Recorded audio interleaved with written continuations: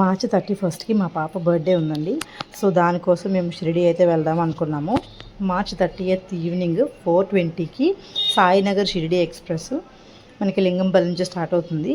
So మేము మా mummy daddy పాప మా హస్బెండ్ అందరం కలిసి షిరిడి అయితే బయలుదేరాము.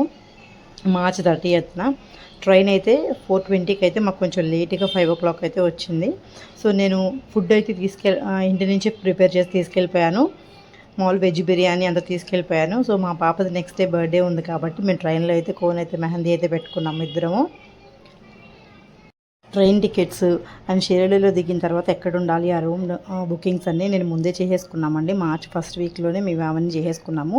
ఎర్లీ మార్నింగ్ లేట్గా కొంచెం 9:30కి మనకి ట్రైన్ అయితే రావాలి, కానీ 8:30కే వచ్చేసింది బిఫోరు. సో అక్కడి నుంచి మనం బుక్ చేసుకున్న సాయి భక్త నివాస్కి ఆటో నుంచి 200 అయితే తీసుకున్నారు. సో 200 అయితే ఇచ్చేసి మేము సాయి భక్త నివాస్కి అయితే వెళ్ళిపోయాము.